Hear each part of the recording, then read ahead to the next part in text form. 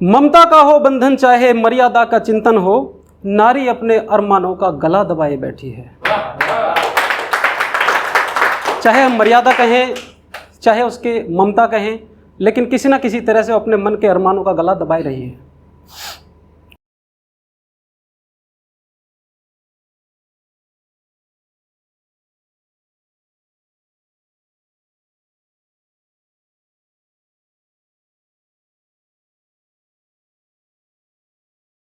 सबसे पहले मैं पहचान स्टूडियो का धन्यवाद करता हूं और अपने भाई का, जिन्होंने मुझको यहाँ पे मिलवाया।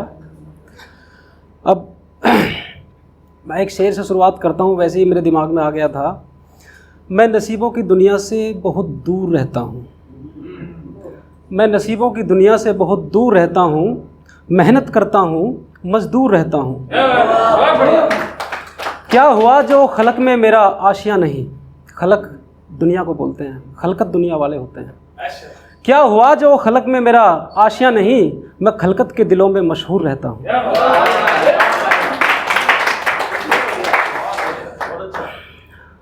एक चीज़ मेरे दिमाग में आई कि दिल्ली में 90% लव मैरिज हैं आज की डेट में, लेकिन जो बचा हुआ 10% है वो लव है। ठीक है, समझ में आ गया? 90% लव मैरिज है, लेकिन लव सिर्फ 10% बच रहा है। अब नारी की बात कर रहे हैं, सभी औरत की बात कर रहे हैं, कोई प्यार की बात कर रहा है, कोई इस पे हुए अत्याचारों की बात कर रहा है। तो मैंने भी जो है सोचा है, मैं भी वहीं से बात शुरुआत करूं। माँ भगवती की कृपा से मेरी एक पत्नी है। नहीं, हंसने वाली बात नहीं है, भगवती मेरी सास का नाम है।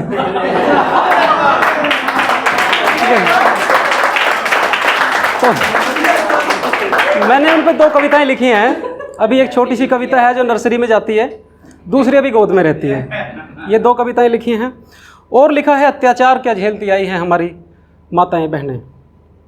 हम उन्हें कुछ भी कहें, लेकिन सम्मान के साथ कहें।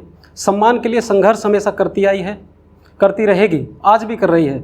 हम उसके संघर्ष को थोड़ा अलग ले जाते हैं कि लड़की चली जाए घर से तो इज्जत पे पता नहीं कौन सा पहाड़ टूट पड़ता है। हम उसके मन की भी सुने, थोड़ा तो सुने।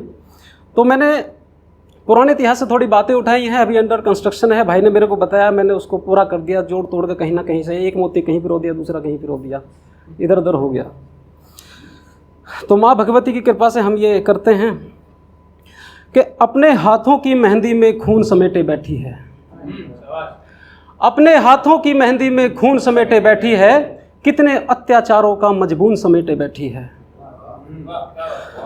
ममता का हो बंधन, ममता का हो बंधन चाहे मर्यादा का चिंतन हो, ममता का हो बंधन चाहे मर्यादा का चिंतन हो, नारी अपने अरमानों का गला दबाए बैठी है।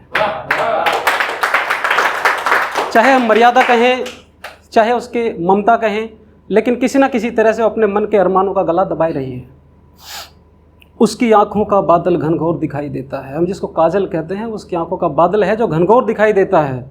उसके मन की खामोशी में शोर दिखाई देता है। मन को खामोश हम अगर कर दें ज़बरदस्ती में, उसकी आवाज़ को दबा दें, तो उसके अंदर इतना शोर हो जाता है कि वो खामोशी, अगर वो बाहर उसका शोर होने दें, उससे भी ज़्यादा शोर हो जाता है। तभी लिखा कि उसकी आंखों का बादल घनघोर दिखाई देता है, उसके मन में खामोशी का शोर सुनाई देता है। अब चलिए हम कहानी शुरू करते हैं।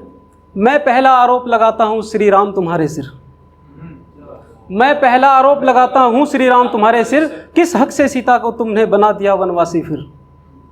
दोबारा से, किस लिए? हे राम तुम्हारी धरती पर क्या नारी भी सुख पाती है, हे राम तुम्हारी धरती पर क्या नारी भी सुख पाती है। देखिए, मैं श्री राम का अपने आप को भक्त मानता हूँ, वो मुझको अपना भक्त मानते हो ना मानते हो, मैं उनका अपने आप को भक्त मानता हूँ और हमेशा मानता रहूँगा। बड़ा श्रद्धेय हूँ। श्री राम और श्री कृष्ण 2 नाम ऐसे हैं जो कभी हमारे दिलों से नहीं मिट सकते। फिर भी हम उनसे थोड़ी सी, हमारे भगवान हैं, हम उनसे थोड़ी सी शिकायत कर सकते हैं। हे राम तुम्हारी धरती पर क्या नारी भी सुख पाती है, जब अग्नि परीक्षा देकर भी सीता वनवास ही जाती है।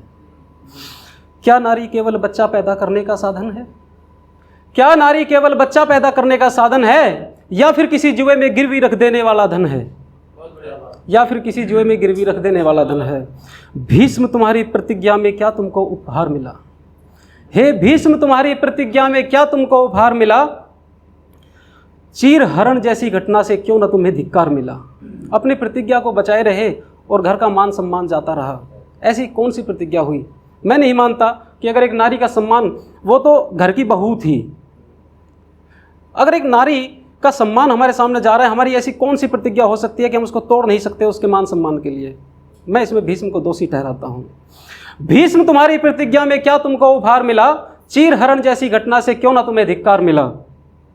सोचो, देखिए भगवान कृष्ण जब आए थे शांति का संदेश लेके, तो आपको शायद आपने अगर पढ़ा हो तो गिरधारी उनका नाम है, उन्होंने भोजन किया था किसके यहाँ, विदुर के यहाँ, और किसी के यहाँ भोजन नहीं किया था। कारण यही था, सबसे बड़ा कारण यही था कि सिर्फ विदुर ऐसा था जिसने चीर हरण को नहीं देखा। सिर्फ विदुर ऐसा था जिसने वहाँ पे चीर हरण को नहीं देखा था, वो वहाँ से धिक्कार करके चला गया था। उसके कब्जे में जितनी बात थी, उसके हक में जितनी बात थी, वो जितना कर सकता था उसने उतना किया कि तुम देखो मैं ये पाप नहीं देख सकता। श्री कृष्ण ने इसी वजह से उसके यहाँ पे भोजन किया और किसी के यहाँ नहीं किया। तो ये लिखा है, सोचो गिरधारी ने केवल कहे विदुर घर भोज किया, क्योंकि इसी विदुर ने खुलकर चीर हरण का विरोध किया। और ये लाइनें मेरे दिमाग में आई थी जिनके ऊपर मैंने ये कविता बनाई है। जब जब नारी पुरुषों की जागीर बताई जाएगी, जब जब नारी पुरुषों की जागीर बताई जाएगी, तब तब चीर हरण जैसी घटना दोहराई जाएगी। आज भी हमारे समाज में पुरुषों की जागीर ही समझ कर रखा जाता है। किसी ना किसी तरह से, कहीं ना कहीं से वो चलता ही है। और ख़त्म कर रहा हूँ एक छोटी सी लाइन बोल के। कभी ग्वालियर में गोरों से लड़ती लक्ष्मीबाई है। आधुनिक समाज में आ जाते हैं। कभी ग्वालियर में गोरों से लड़ती लक्ष्मीबाई है, कभी जहर का प्याला पीती मीरा की चौपाई है। कभी ग्वालियर में गोरों से लड़ती लक्ष्मीबाई है, कहीं जहर का प्याला पीती मीरा की चौपाई है। भाटी तूने अत्याचारों की एक फहरिस्त बनाई है। अभी अंडर कंस्ट्रक्शन है। भाटी तूने अत्याचारों की फहरिस्त बनाई है, आज वफादारी की तूने पहली किस्त चुकाई है।